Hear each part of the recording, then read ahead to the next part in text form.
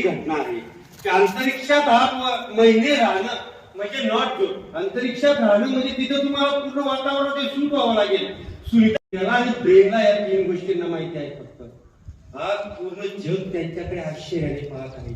कशासाठी पाहत आहे की त्यांनी कसे दिवस काढले. त्यांच्या शरीरावर इतके इफेक्ट झालेले असतील की त्यांना कदाचित चालता सुद्धा येणार नाही. ते 2 पावलं स्वतःच्या जिंजीवर टाकू शकणार नाही. त्यासाठी त्यांना ट्रेनरची, त्यांना चांगल्या गोष्टींची गरज पडेल.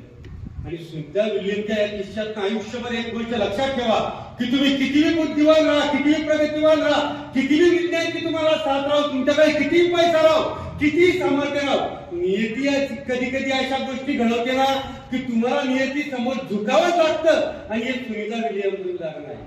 प्रचंड पैसा प्रत्येक सरकारकडे, ज्यांनी भाग घेतला प्रचंड प्रगती, विज्ञान, तंत्रज्ञान सगळ्या गोष्टी होत्या, तरी सुनीता विल्यम परत येऊ शकला नाही.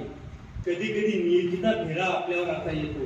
तुमच्या आयुष्यात सुद्धा असे प्रसंग येतील की तुम्हाला असं जाणवेल की माझ्याकडे सगळं आहे, मी सगळं काही करणार आहे, पण एवढं सगळं काही असून सुद्धा तुम्हाला कधी कधी अपयश येतील, संकट येतील. तेव्हा मात्र लक्षात ठेवा, सुनीता विल्यमचं उदाहरण लक्षात ठेवा, पॅशन ठेवा, शांत राहा, शांत मनाने विचार करा, त्याच्यावर मार्ग काढा, तुम्हाला मार्ग मिळणार म्हणजे मिळणार. सुनीता विल्यमचं हे उदाहरण यशस्वी होण्यासाठी आणि संकटावरती मात करण्यासाठी महत्वाचं आहे.